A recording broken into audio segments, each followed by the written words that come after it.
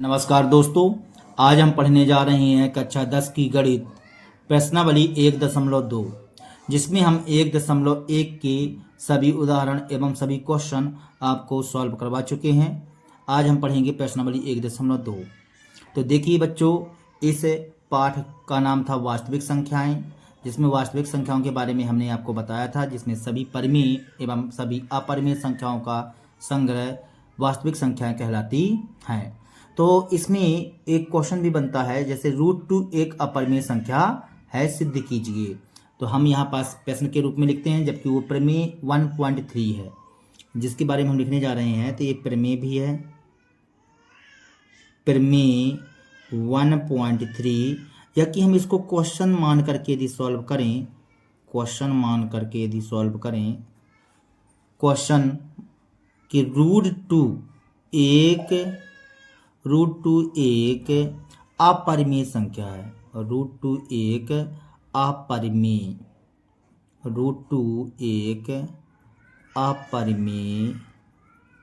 संख्या, √2 एक अपरिमेय संख्या है। हमें सिद्ध करने के लिए बोला जा रहा है कि सिद्ध कीजिए। क्वेश्चन बन करके इस प्रकार से आएगा कि सिद्ध कीजिए कि √2 एक अपरिमेय संख्या है। इस कथन को सिद्ध कीजिए, ठीक ना। √2 एक अपरिमेय संख्या है, इस कथन को सिद्ध कीजिए, इसे सिद्ध कीजिए, इसे सिद्ध कीजिए। तो चलिए हम इस कथन को, इस √2 एक अपरिमेय संख्या है, इसे सिद्ध करने के लिए हम थोड़ा सा उपपत्ति कर लेते हैं। तो देखेंगे बच्चों, आगे हम लिखते हैं यहाँ पास हल, यहाँ पास लिखते हैं हल। तो हल लिखते हैं बच्चों, तो देखेंगे, हाँ तो बच्चों हम क्या करते हैं यहाँ पास कि √2 एक अपरिमेय संख्या है, तो हम इसके थोड़ा विपरीत मान लेते हैं। माना कि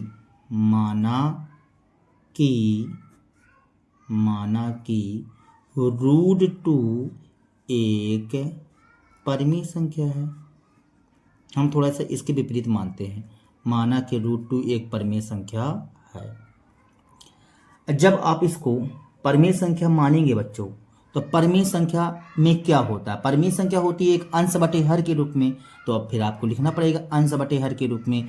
तो हमने इसको अंश बटे हर के रूप में लिख दिया बच्चों। देखो a/b बराबर √2, ये √2 आ गया बच्चों। a/b बराबर √2। अब a/b, क्योंकि आपने इसको परिमेय संख्या बोला ना, जब परिमेय संख्या बोला तो अंश बटे हर के रूप में लिखना पड़ेगा। तो a आ गया अंश बटे हर के रूप में, √2 आ गया। जहां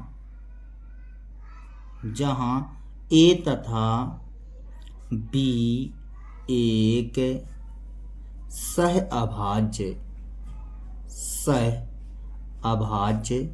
संख्या है, सहअभाज्य संख्या है। तो हमने यहाँ पास बोला बच्चों कि a और b जो है सहअभाज्य संख्या। सहअभाज्य का मतलब होता है ऐसी संख्या जिसका एक के अलावा कोई गुणनखंड ना हो।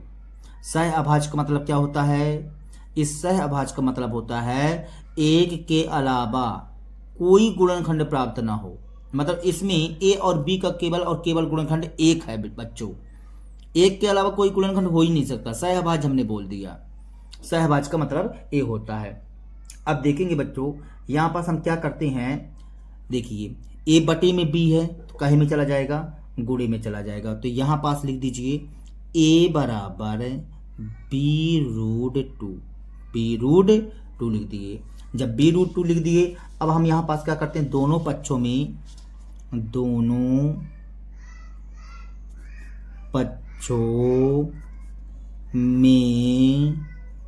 वर्ग करने पर, दोनों पक्षों में आप वर्ग कर दीजिए बच्चों। तो दोनों पक्षों में वर्ग करेंगे तो a बनेगा a², और इसका वर्ग करेंगे तो b² आ जाएगा, और √2 का स्क्वायर करेंगे तो क्या आ जाएगा, 2 आ जाएगा। ये हमने 2 लिख दिया, अर्थात a² बराबर 2b² आएगा। ये 2b² आ गया बच्चों। अब देखेंगे यहाँ से, अब आप कहना क्या चाहते हैं। देखिए एक गुणे में है तो कहे में जाएगा बटे में, अर्थात यहाँ आएगा b² बराबर a² बटे 2 आ जाएगा। ए स्क्वायर बटे 2। अब ए स्क्वायर बटे 2, तो यहाँ पास आप कहना क्या चाहते हैं, कहना चाहते हैं आप यहाँ कि सर ए स्क्वायर 2 से विभाजित हो रहा है, भाग बटे है ना ये बच्चों, तो यहाँ पास ये जो है तो 2 से विभाजित हो रहा है। तो यहाँ पास लिखिए, यहाँ ए स्क्वायर 2 से विभाजित है, विभाजित है। जब ए स्क्वायर 2 से विभाजित है तो यह ए स्क्वायर का मतलब होता है ए गुणे ए, तो ए भी 2 से विभाजित होगा, तो ए भी 2 से विभाजित होगा, विभाजित होगा। अब बात को समझिए, आपने यहां तक बता दिया कि सर जो है तो ए 2 से विभाजित है, आपने बोल दिया बच्चों यहां पास कि ए जो है 2 से विभाजित है।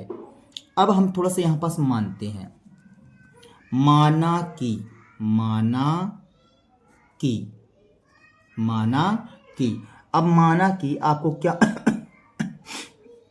आपको क्या मानना है, ए बराबर, यहां पास देखिए √2 लिखा हुआ है बच्चों, तो √2 लिखा है तो ए बराबर आपको मान लेना है 2c, ए बराबर क्या मान लेना है 2c मान लेना है आपको, ए बराबर 2c मानना है।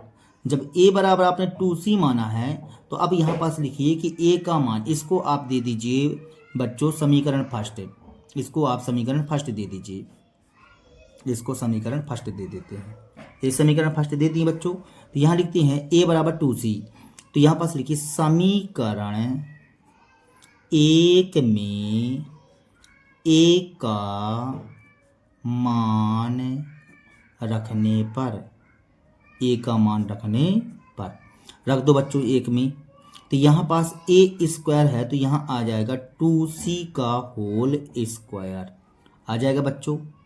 यहाँ पास आप रखेंगे ए स्क्वायर, तो ए की जगह 2c रखेंगे तो 2c का होल स्क्वायर आ जाएगा बराबर 2b स्क्वायर।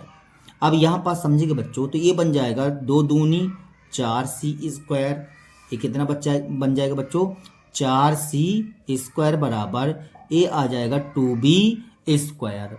अब c स्क्वायर बराबर आ जाएगा 2b स्क्वायर बटे 4, ये आ जाएगा, इसको काटेंगे तो 2 1 कम 2, 2 दूनी 4, तो हमारे पास आ जाएगा c स्क्वायर बराबर b स्क्वायर बटे 2, b स्क्वायर बटे 2। अब यहाँ पास आप बात को समझिए, आप यहाँ कहना क्या चाहते हैं कि सर b स्क्वायर 2 से विभाजित है, यहाँ b स्क्वायर, यहाँ b स्क्वायर 2 से, b स्क्वायर 2 से विभाजित है, 2 से विभाजित है। अब यहाँ 2 से कौन विभाजित है, बी स्क्वायर विभाजित है, जिससे b भी 2 से विभाजित होगा, विभाजित होगा। इस पॉइंट को हमने लिख दिया बच्चों।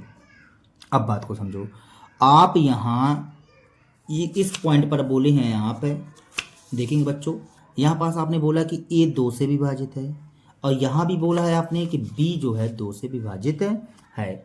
अब ये दोनों जो है तो 2 से विभाजित हैं। जब 2 से विभाजित हैं तो आप कहना क्या चाहते हैं कि सर यहाँ पास जो है तो ए और बी का उभयनिष्ठ गुणनखंड 2 आ चुका है, उभयनिष्ठ गुणनखंड 2 आ चुका है, लेकिन हमें इसका विरोधाभास प्राप्त होगा, हमें इसका विरोधाभास प्राप्त होगा। क्या विरोधाभास प्राप्त होगा, क्योंकि आपने बताया था कि जहां ए तथा बी एक सहअभाज्य संख्या है, यहाँ ए तथा बी क्या है, सहअभाज्य संख्या है।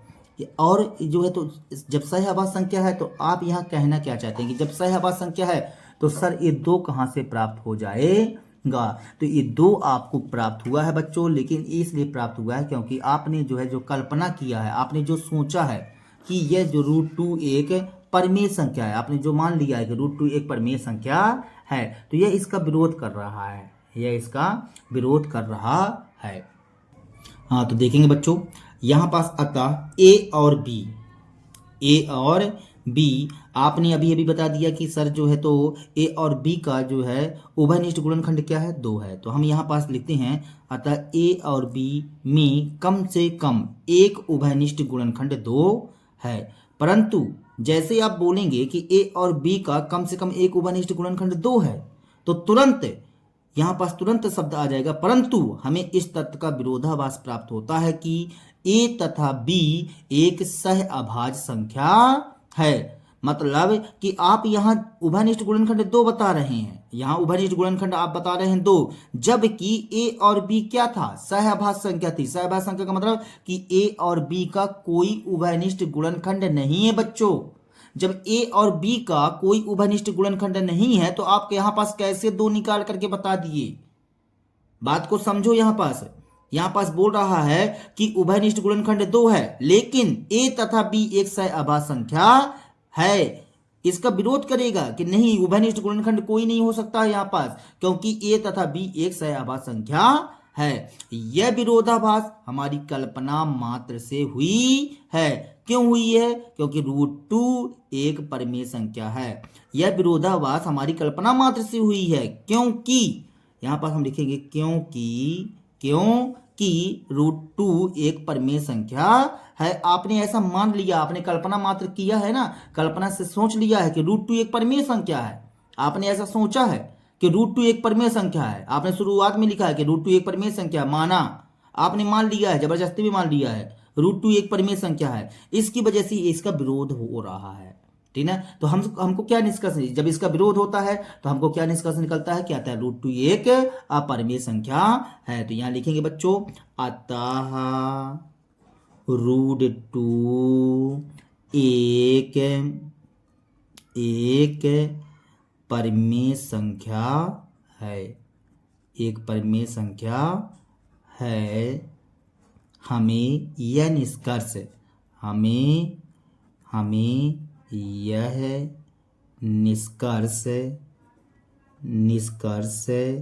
प्राप्त होता है। इस प्रकार से हम इस कथन को सिद्ध कर सकते हैं बच्चों, ठीक है बच्चों। तो क्या ये पॉइंट समझ में आ गए आप सभी बच्चों के? देखिए, आप जो है तो ए और बी के बारे में आपने बताया। क्या बताया बच्चों? देखेंगे आप, यहां पास आपने बताया बच्चों कि ए स्क्वायर 2 से विभाजित है, ए भी 2 से, मतलब यहाँ कहना चाहते हैं आप कि ए 2 से विभाजित है। फिर आप यहाँ कह रहे हैं कि बी भी जो है तो 2 से विभाजित है। इसका मतलब ये हुआ कि ए और बी जब 2 से विभाजित है तो इसका मतलब ये हो गया कि ए और बी का हम 2 उभयनिष्ठ गुणनखंड ले सकते हैं। उसमें से 2 कॉमन आ जाएगा। जब 2 कॉमन आ जाएगा, जबकि आपने बोला था कि ए तथा बी एक सहअभाज्य संख्या है। सहअभाज्य संख्या का मतलब होता है इसका कोई गुणनखंड ना होना, तो इसी कथन को हमने यहाँ पास लिख दिया है। यहाँ पास हमने लिख दिया है बच्चों, क्या लिख दिया है, अतः ए और बी एक में कम से कम एक उभयनिष्ठ गुणनखंड 2 है। परंतु हमें इस तथ्य का विरोधाभास प्राप्त होता है कि ए तथा बी एक सहअभाज्य संख्या है। यह विरोधाभास हमारी कल्पना मात्र से हुई है, क्योंकि √2 एक परिमेय संख्या है। अतः √2 एक परिमेय संख्या है। हमें यह निष्कर्ष प्राप्त होता है, ठीक है बच्चों। चलिए अब हम चलते हैं एग्जाम्पल 5 में। एग्जाम्पल 5 कहता है कि सिद्ध कीजिए कि √3 एक अपरिमेय संख्या है।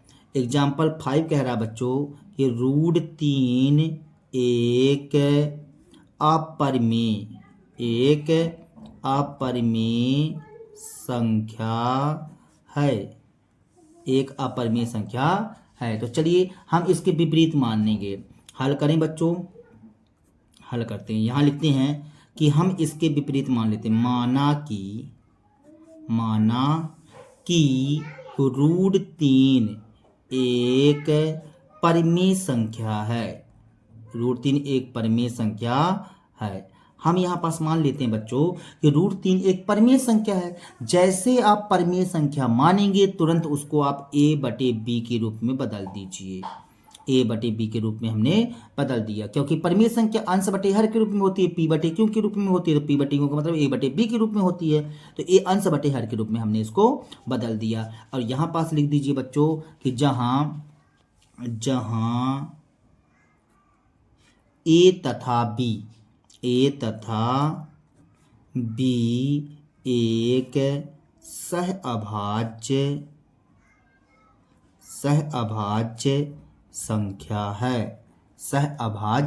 संख्या है। अब सहअभाज्य का मतलब तो यही है ना कि इसका एक के अलावा कोई उभयनिष्ठ गुणनखंड नहीं है। अब हम क्या करते हैं बच्चों, यहाँ पास a बन जाएगा b√3। अब यहाँ लिखो दोनों पक्षों में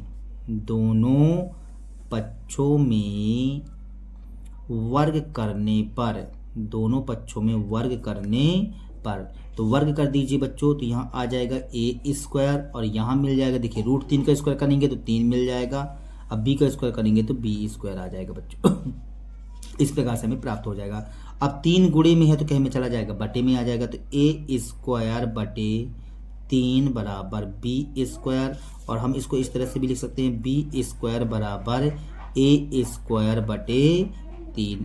अब देखिए बच्चों a² 3 से विभाजित है, जिससे a भी 3 से विभाजित होगा। यहाँ पास हम लिखे देते हैं बच्चों, लिखिए यहाँ a² 3 से विभाजित है,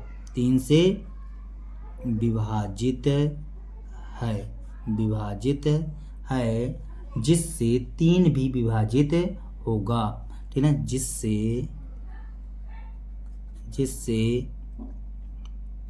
a भी 3 से विभाजित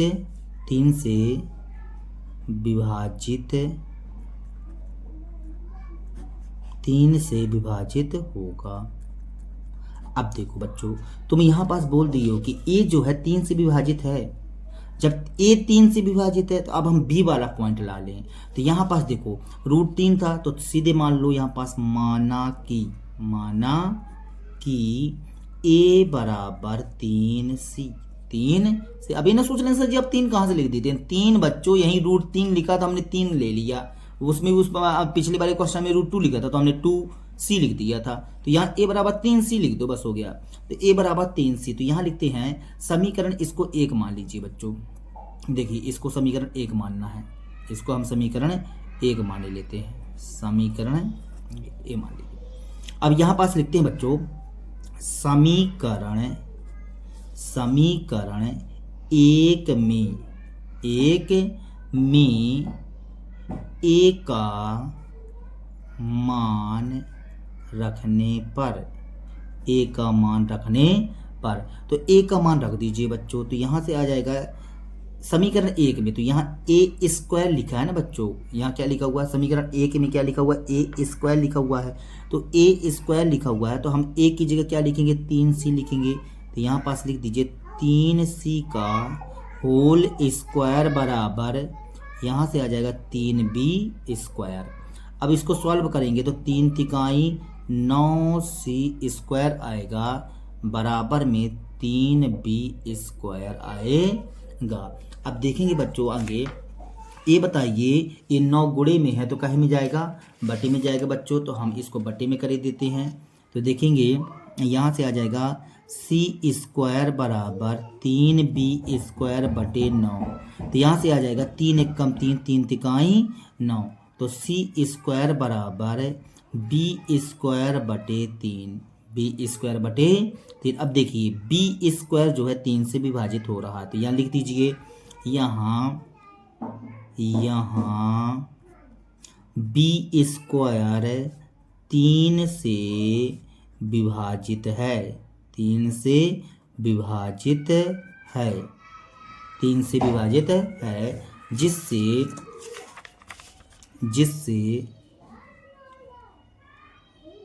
जिससे b भी 3 से विभाजित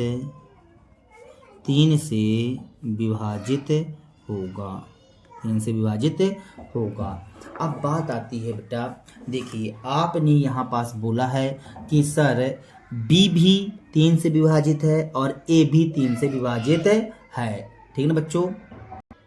हाँ तो देखेंगे बच्चों, अतः ए तथा बी कम से कम उभयनिष्ठ गुणनखंड 3 है। यहाँ पास आपका उभयनिष्ठ गुणनखंड क्या मिला है? 3 मिला है।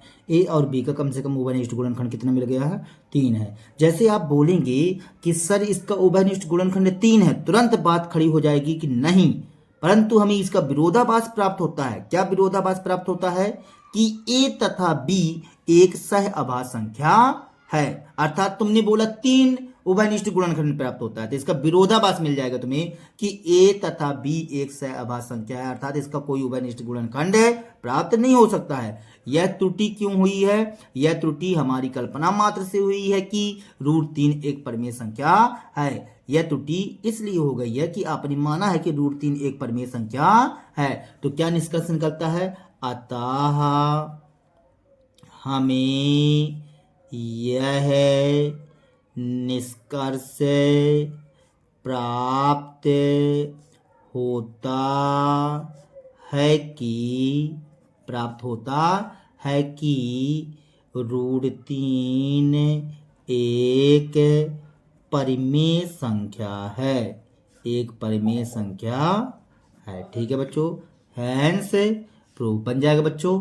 हाँ, तो देखेंगे बच्चों अगला उदाहरण नंबर 6, एग्जाम्पल 6 कहता है दर्शाइए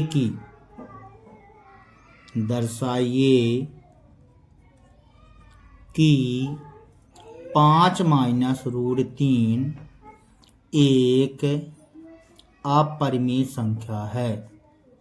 अपरिमेय संख्या है। हमें इस कथन को सिद्ध करना है। चलिए हल करते हैं। हम इसके विपरीत मान लेते हैं। माना कि 5 - √3 एक परिमेय संख्या है, एक परिमेय संख्या है। हम इसके विपरीत मान लेते हैं कि वो अपरिमेय संख्या सिद्ध करना, तो हमने इसके विपरीत मान लिया कि 5 - √3 एक परिमेय संख्या है। जैसे आप इसको परिमेय संख्या मानते हैं, इसको आपको तुरंत a/b के रूप में लिखना पड़ेगा। तो यहाँ पास हमने कर दिया बच्चों a/b बराबर 5 - √3 ये कर दिए बच्चों। क्योंकि आपने परिमेय संख्या बोला है तो ये अंश बटे हर के रूप में होगा बच्चों। तो यहाँ से a/b अब यहाँ पास क्या करते हैं, देखिए a माइनस का √3 है बच्चों, a माइनस का √3 है। तो हम एक काम करते हैं आगे, ऐसा ना करिए, देखिए -√3 को इस साइड ले आइए, -√3 को आप इस साइड ले आएंगे तो a बन जाएगा प्लस का √3, ऐसा बन जाएगा बच्चों।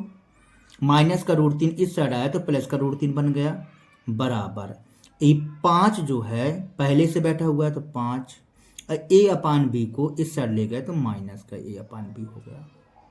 समझेंगे बच्चों, देखो यहाँ पास a/b बराबर 5 - √3 लिखा हुआ है। हमने क्या किया, इस √3 को मतलब जो करने वाली संख्या है इसको स्वतंत्र कर दीजिए, अलग कर दीजिए। -√3 को हम इस साइड ले आएंगे, बराबर के इस साइड ले आएंगे तो प्लस का √3 हो जाएगा। इस साइड बचा 5 तो ये 5 लिख दिए बच्चों। a/b बराबर के इस साइड जाएगा तो -a/b हो जाएगा। अब ये बताइए कि 5 - a/b एक परिमेय संख्या है, अंश बटे हर के रूप में है, तो एक परिमेय संख्या है, जिससे ये बताइए कि यहाँ पास जो है तो जब ए परिमेय संख्या हो जाएगी तो ए भी परिमेय संख्या हो जाएगी। यहाँ लिखिए, यहाँ 5 माइनस एक चीज और यहाँ पास लिख दीजिए, जहाँ ए तथा बी एक सह अभाज्य संख्या है, सह अभाज्य संख्या है। ये हमने लिख दिया बच्चों। यहाँ पास हमने बोला 5 - a/b एक परिमेय संख्या है, एक परिमेय संख्या है। हमने लिख दिया कि 5 - a/b एक परिमेय संख्या है। जिससे जिससे √3 भी एक परिमेय संख्या होगी। जैसे आप बोल दोगे कि √3 एक परिमेय संख्या होगी, हमें इसका तुरंत विरोधाभास प्राप्त होगा। परंतु यहाँ लिखिए, परंतु हमें इस तथ्य का विरोधाभास प्राप्त होता है कि √3 एक अपरिमेय संख्या है। यह त्रुटि हमारी कल्पना मात्र से हुई है। बात समझ में आई बच्चों इतनी? तो आता है जिससे यह निष्कर्ष निकलता है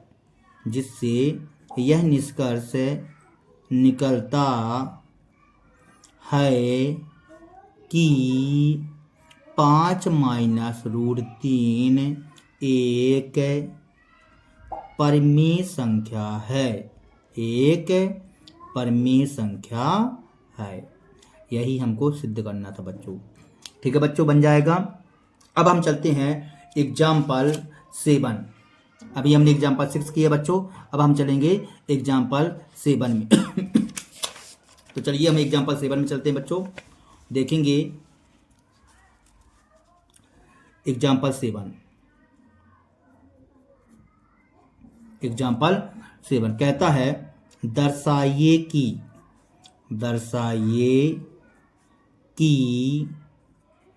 3√2 एक परिमेय संख्या है। तो देखेंगे बच्चों, हमको इसे सिद्ध करना है, तो हम इसके विपरीत मान लेते हैं। सभी क्वेश्चन सेम है बच्चों। यदि आप उदाहरण के क्वेश्चन कर लिए तो आपसे प्रश्नावली के क्वेश्चन बन जाएंगे ऑलरेडी। तो यहां पास लिखते हैं हल। यहां पास हमने लिखा हल। यहां पास लिखिए, माना कि 3√2 एक परिमेय संख्या है। जैसे आप इसको परिमेय संख्या मान लेंगे तो तुरंत आपको a/b के रूप में लिखना पड़ेगा। ए हमने लिख दिया a/b के रूप में। 3√2 को आप स्वतंत्र करेंगे, लेकिन इसके पहले आप लिख दीजिए, जहां a तथा b एक सहअभाज्य संख्या है। बात समझ में आई बच्चों? हम यहां लिखेंगे जहां a तथा b एक सहअभाज्य संख्या है। अब आगे बात करते हैं बच्चों कि यहाँ a तथा b एक सहअभाज्य संख्या है। अब इसको हम क्या करते हैं, देखिए ये 3 है बच्चों, एक गुणे में है तो इसको बटे में भेज दीजिए। तो हमारे पास यहाँ आ जाएगा a/3b। गुणे में 2 है ना, तो बटे में चला जाएगा, बटे में आ गया, और a√2 हमारा स्वतंत्र हो जाएगा। यहाँ a/3b एक परिमेय संख्या है, जिससे √2 भी एक परिमेय संख्या होगी। यहाँ हम लिखते हैं, यहाँ हमें a/3b एक परिमेय संख्या प्राप्त होती है, जिससे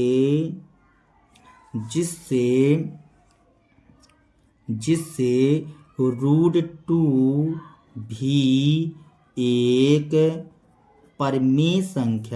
भी एक परिमेय संख्या होगी। लेकिन हमें लेकिन हमें यहाँ लिखेंगे, जैसे आपने लिखा कि √2 एक परिमेय संख्या होगी तो तुरंत बोलेंगे लेकिन हमें इसका विरोधाभास प्रकट होता है या प्राप्त होता है कि √2 एक अपरिमेय संख्या है। √2 एक अपरिमेय संख्या है। अब यहाँ लिखेंगे यह त्रुटि हमारी कल्पना मात्र से हुई है।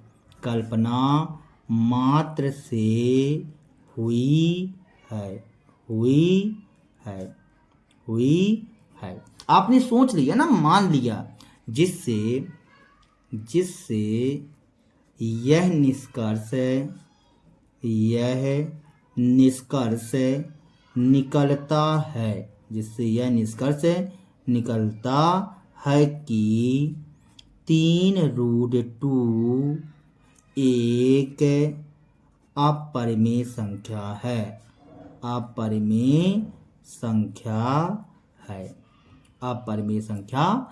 और यही हमारा कहला जाएगा हैंस प्रूफ। ठीक है बच्चों, बन जाएगा। चलिए अब हम चलते हैं प्रश्नावली 1.2 में। 1.2 में तो यहाँ लिखते हैं प्रश्नावली 1.2। 1.2 के क्वेश्चन, यदि आप उदाहरण के क्वेश्चन मन लगा करके कर लिए बच्चों तो आपसे प्रश्नावली के क्वेश्चन पूरी के पूरी बन जाएंगे। तो पहला नंबर हम क्वेश्चन के बारे में बात करते हैं। पहला नंबर क्वेश्चन कहता है कि सिद्ध कीजिए कि √5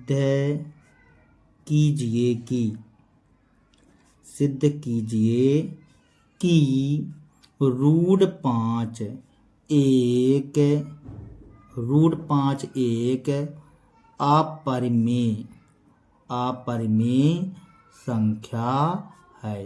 अपरिमेय संख्या है। हमको सिद्ध करने के लिए बोल रहा है कि √5 एक अपरिमेय संख्या, सिद्ध कीजिए इस कथन को। तो चलिए हम इसको हल लिखते हैं बच्चों। यहाँ पास है, हमने लिखा हल।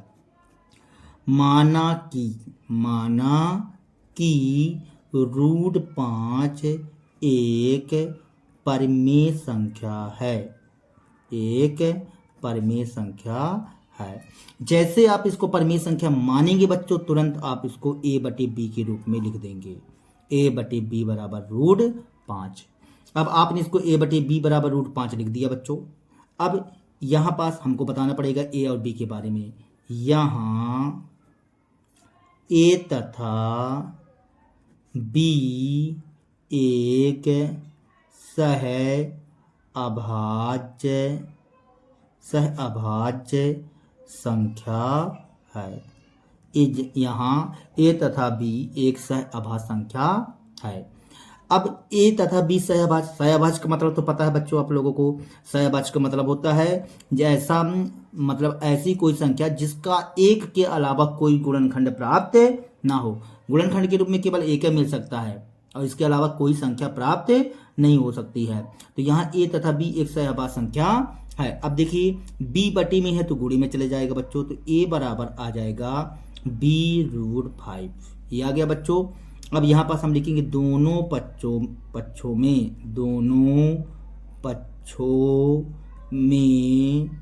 वर्ग करने पर तो दोनों पक्षों में वर्ग कर दीजिए बच्चों। तो यहाँ वर्ग करेंगे तो a² आ जाएगा, यहाँ वर्ग करेंगे तो b² आ जाएगा और यहाँ 5 आ जाएगा, क्योंकि √5 का वर्ग करेंगे तो 5 बाहर निकल आएगा। अर्थात यहाँ a² ये 5 गुणे में है तो कहे में आएगा बच्चों, बटे में आ जाएगा, बराबर b²। क्या आ जाएगा बच्चों यहाँ पास b²। देखिए यहाँ पास a² बराबर b² हो जाएगा। √5 का आप 2 बार करेंगे या वर्ग करेंगे तो ये जो है तो बाहर निकल आएगा, तो ये 5 आ जाएगा बच्चों। अब यहाँ से आप कहना क्या चाहते हैं बताइए। यहाँ से आप कहना चाहते हैं कि यहाँ ए स्क्वायर जो है 5 से विभाजित है, जिससे 5 ए भी जो है 5 से विभाजित होगा। तो यहाँ लिख दीजिए, यहाँ ए स्क्वायर 5 से विभाजित है, 5 से विभाजित है, जिससे ए भी 5 से विभाजित होगा। ठीक है बच्चों। अब आप देखिए, यहाँ आप बता रहे हैं कि ए जो है 5 से विभाजित होगा, ए जो है 5 से विभाजित होगा। इस बात को ध्यान रखना है आपको, ठीक है ना। अब हम चलते हैं आगे। यहाँ पास आप ए बराबर कुछ मान लीजिए, ए बराबर मान लीजिए, तो हम क्या मानेंगे, माना कि ए बराबर 5C। 5 कहाँ से आ गया सर? अभी हम कई बार दो उदाहरण के क्वेश्चन करवाए हैं ना, आपको कहीं से सोचना नहीं है। √5 लिखा है ना यहाँ पास, जब √5 लिखा है तो 5C मानेंगे। √3 लिखा रहे तो 3C मान लेना, √2 लिखा रहे तो आपको 2C मान लेना है, ठीक है ना। तो a बराबर 5C, तो हम यहाँ पास इसको समीकरण फर्स्ट नाम दिए देते हैं बच्चों, इसको समीकरण फर्स्ट नाम दे दीजिए, समीकरण फर्स्ट। तो यहाँ लिखते हैं समीकरण फर्स्ट में a का मान रखने पर, अब a का मान रखेंगे बच्चों समीकरण 1 में, a का मान रखने पर, तो रख दीजिए बच्चों समीकरण 1 में। तो समीकरण 1 a रहा, तो यहाँ पास a की जगह आप लिखेंगे 5C का होल स्क्वायर बराबर b स्क्वायर इंटू 5, ये लिख दिए बच्चों। यहाँ पास आ जाएगा हमारे पास, देखिए 25C स्क्वायर, ये 5 गुणे में है, 5 कहे में है बच्चों, गुणे में, तो कहे में आ जाएगा, बटे में आ जाएगा, तो हमने इसको बटे में भेज दिया, बराबर यहाँ बचेगा b स्क्वायर। ठीक है बच्चों। अब देखेंगे आगे, यहाँ से 25 कट जाएगा, तो हमारे पास आ गया b स्क्वायर, यहाँ पास समझेंगे, यहाँ पास हमारे पास आ गया 5C स्क्वायर बराबर b स्क्वायर, ए पॉइंट आ चुका है बच्चों। अब देखेंगे आगे, यदि ये गुणे में है 5 तो कहे में जाएगा, बटे में, तो C स्क्वायर बराबर b स्क्वायर बटे 5, ये आ गया बच्चों। अब देखिए आप यहाँ कहना क्या चाहते हो कि सर b स्क्वायर 5 से विभाजित है, तो लिख दीजिए यहाँ b स्क्वायर 5 से विभाजित है, 5 से विभाजित है, जिससे ए बी भी 5 से विभाजित होगा। अब बात को समझो, यहाँ पास आपने बोला था कि a भी 5 से विभाजित है और b भी 5 से विभाजित है। जब दोनों 5 से विभाजित हैं तो हम यहाँ पास लिखेंगे कि a तथा b के उभयनिष्ठ गुणनखंड 5 प्राप्त होते हैं। यहाँ लिखिए, यहाँ हमें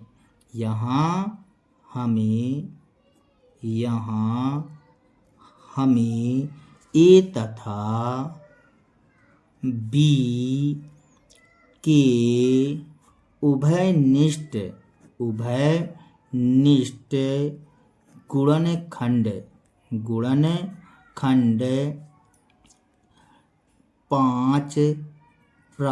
गुणनखंड 5 प्राप्त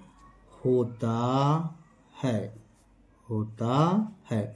यहाँ हमें a तथा b के उभयनिष्ठ गुणनखंड क्या प्राप्त होता है, 5 प्राप्त होता है। लेकिन ये बताओ बच्चों, आपने a तथा b को, आपने ये बोला था कि एक के अलावा कोई गुणनखंड प्राप्त नहीं होगा, अर्थात आपने सहअभाज्य बताया था, लेकिन यहाँ प्राप्त हो गया। जैसे आप इस पॉइंट को बोलोगे कि सर 5 प्राप्त होता है, तो हमें यहाँ पास तुरंत विरोधाभास मिल जाएगा, परंतु क्या लिखेंगे, परंतु हमें इसका विरोधाभास प्राप्त होता है कि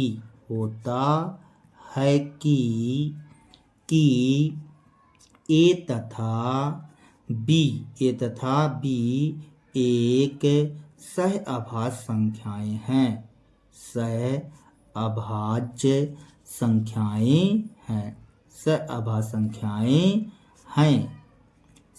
संख्याएं हैं। तो ये तुरंत विरोधाभास करने लगेगा कि नहीं भाई, ये तो ए तथा बी तो सह अभाज्य संख्याएं, कैसे प्राप्त होगा 5 है, ठीक है ना। तो यहाँ पास लिखेंगे कि यह त्रुटि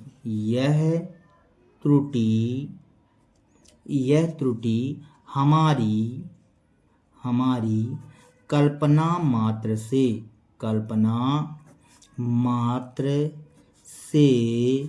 हुई है कि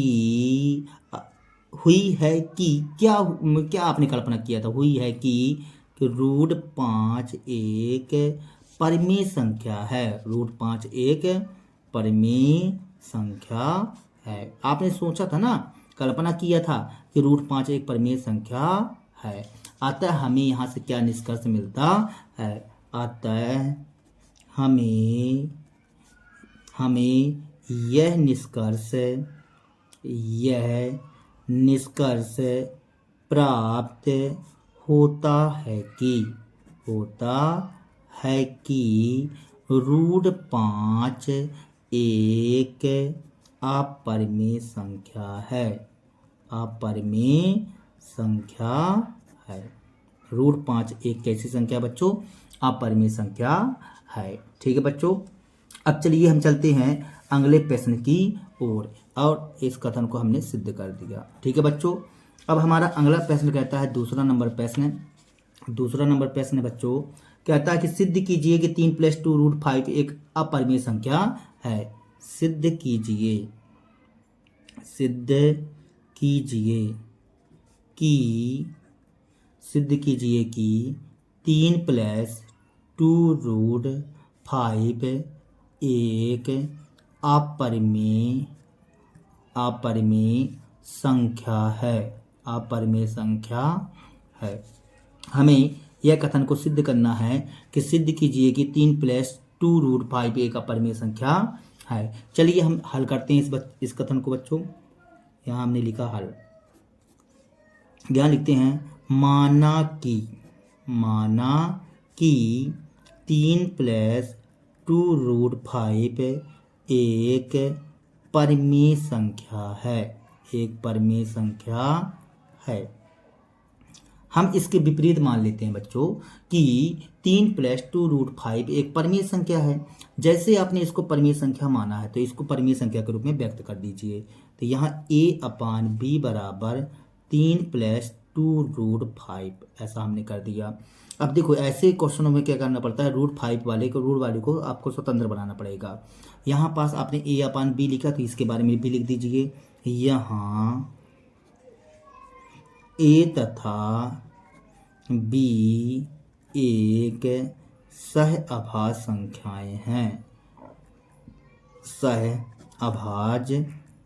संख्याएं हैं। इस तरह से हमने लिख दिया बच्चों।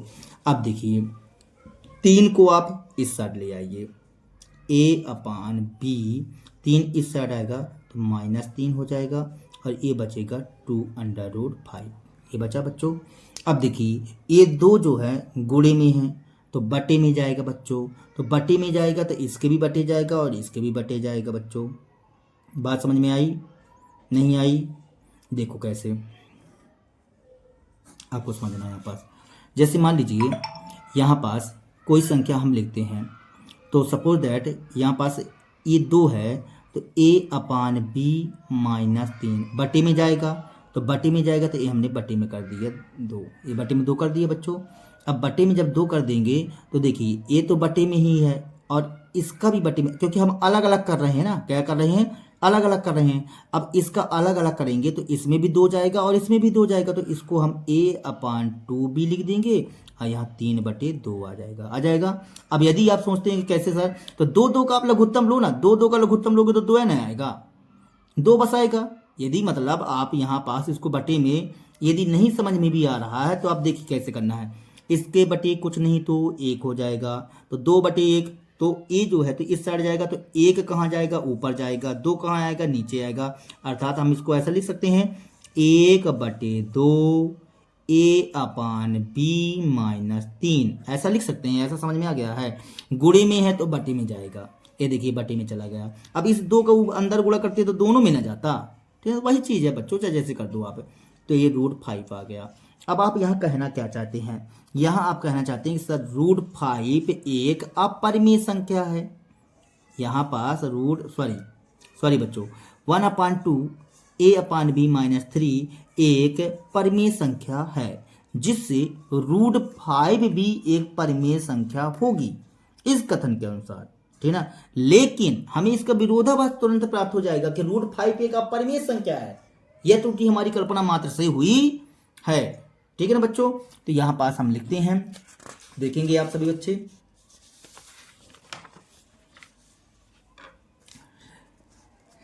यहां हम लिखते हैं, यहां हमें 1/2 a/b-3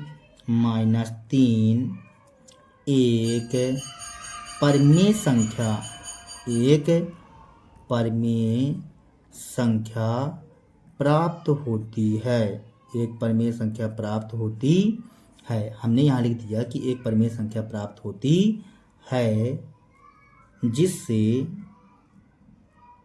√5 भी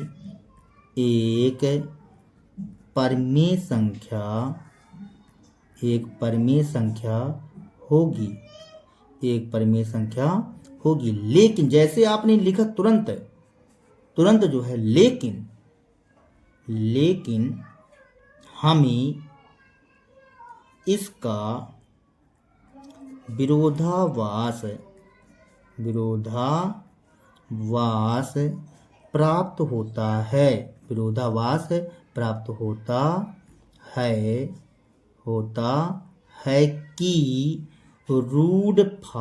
एक अपरिमेय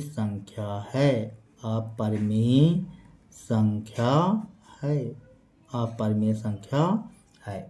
बात समझ में आई बच्चों।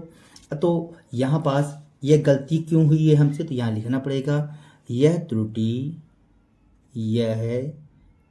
त्रुटि हमारी कल्पना मात्र से हुई है,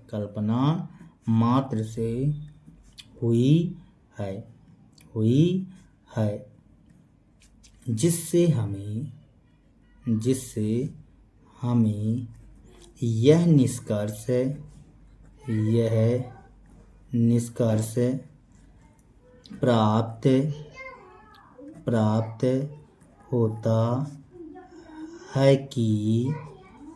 होता है कि 3 + 2√5, जिससे हमें यह निष्कर्ष प्राप्त होता है कि 3 + 2√5 एक अपरिमेय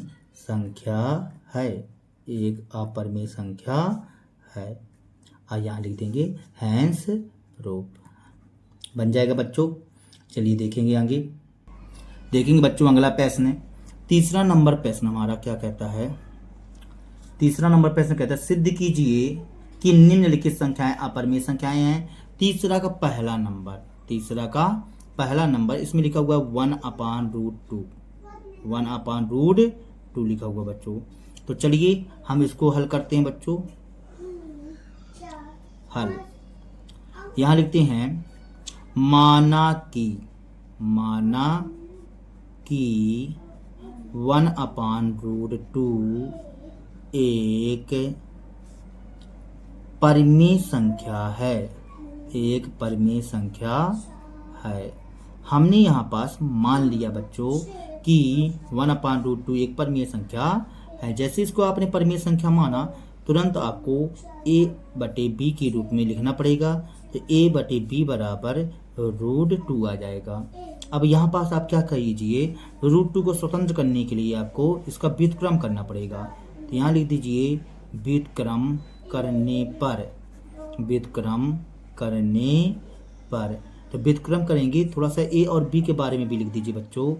यहाँ a तथा b एक सह अभाज्य संख्या है, एक सह अभाज्य संख्या है, सह अभाज्य संख्या है। a तथा b एक सह अभाज्य संख्या है। तो व्युत्क्रम करने पर, तो यहाँ व्युत्क्रम करेंगे तो a बन जाएगा b/a बराबर √2 बन जाएगा, √2 बन जाएगा। जब b/a √2 बन जाएगा तो हम यहाँ कहेंगे कि b/a एक परिमेय संख्या है, जिससे √2 भी एक परिमेय संख्या होगी। यहाँ लिखते हैं कि यहाँ b/a हमें एक परिमेय संख्या के रूप में प्राप्त होता है, जिससे √2 भी एक परिमेय संख्या होगी, परिमेय संख्या होगी। जैसे इस कथन को आप लिखेंगे तुरंत हमें इसका विरोधाभास प्राप्त हो जाएगा। लेकिन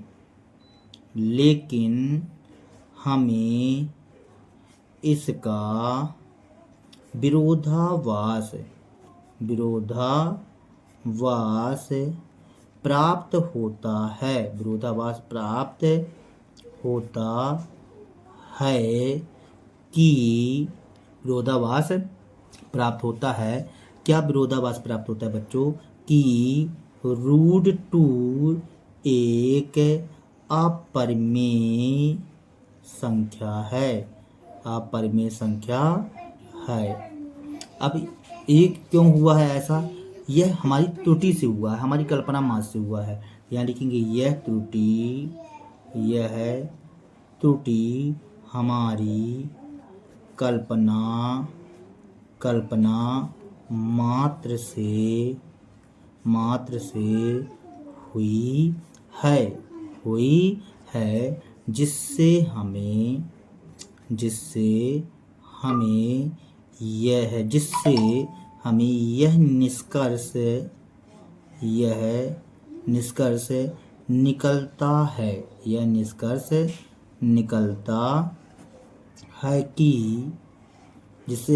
यह निष्कर्ष निकलता है कि 1/√2 एक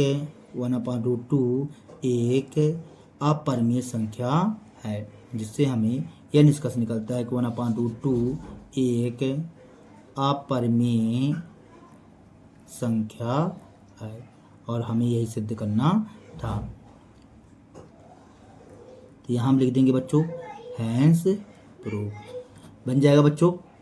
चलिए अब देखेंगे अगला प्रश्न बच्चों। अगले प्रश्न की ओर चलते हैं हम।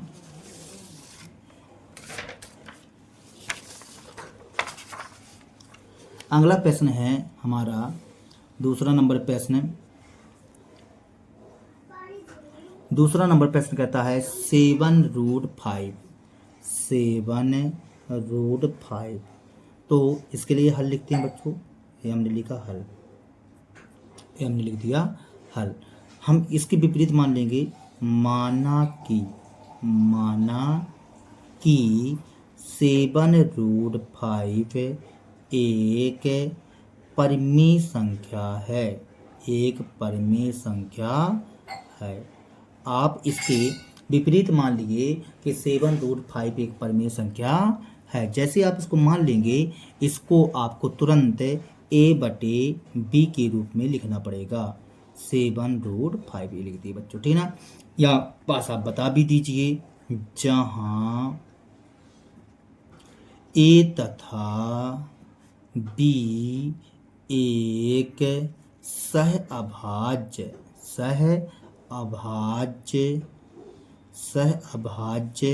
संख्या है। सहअभाज्य संख्या है। अब देखेंगे बच्चों, अब ये जो है 7 गुणे में है तो कहीं में चला जाएगा बटे में, तो a/7b बराबर √5 हो जाएगा बच्चों। अब देखिए √5 को हमने स्वतंत्र कर लिया बच्चों। यहाँ पास लिखेंगे यहाँ a/7b एक परिमेय संख्या है। एक परिमेय संख्या है जिससे √5 भी एक परिमेय संख्या होगी। एक परिमेय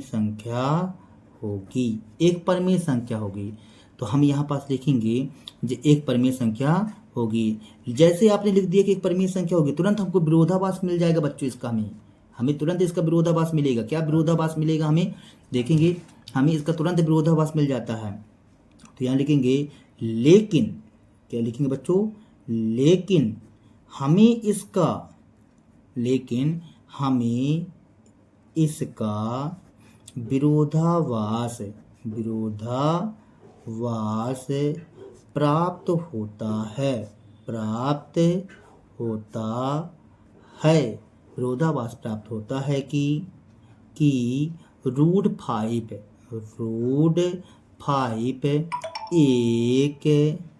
एक अपरिमेय संख्या है। एक अपरिमेय संख्या है। अब यह त्रुटि क्यों हुई है, आपकी कल्पना मात्र से हुई है। तो यहाँ लिख दीजिए यह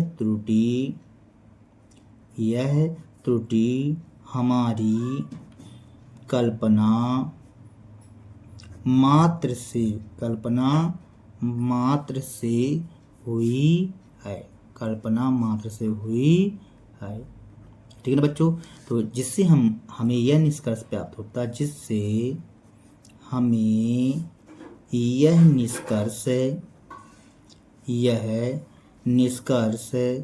प्राप्त होता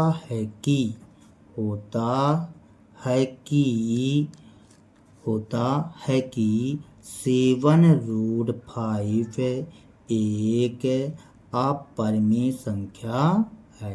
एक अपरिमेय संख्या है। ठीक है बच्चों।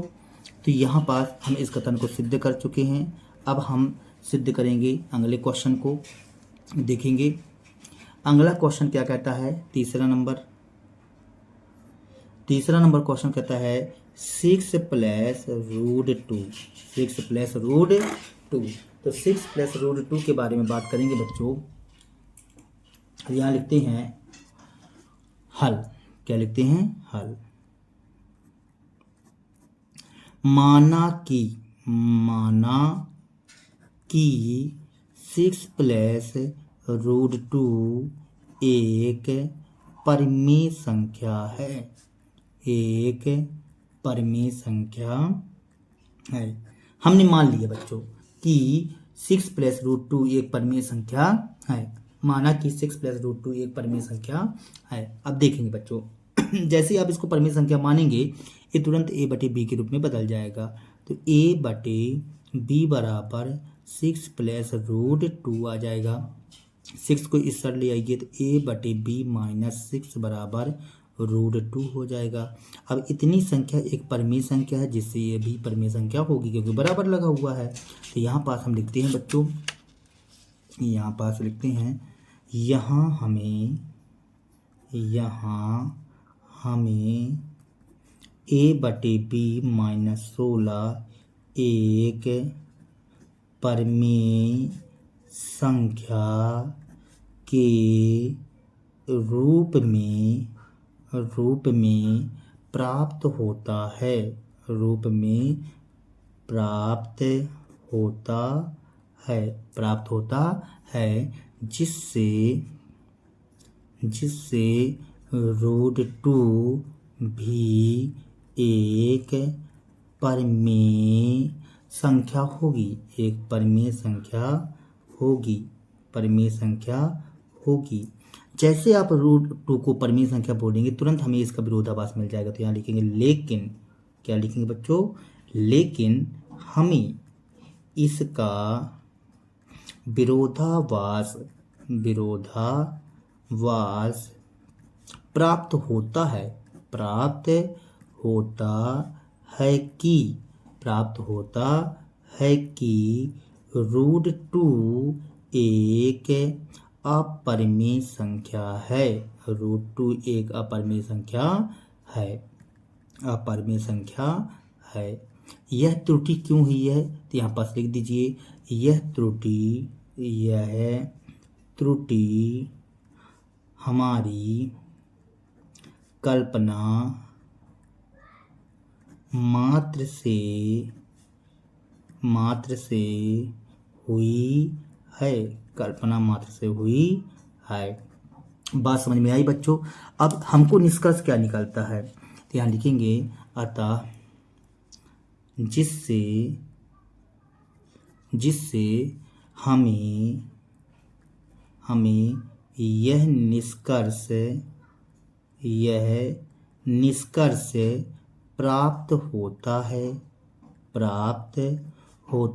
है कि 6 प्लस रूट टू एक अपरिमेय संख्या है, अपरिमेय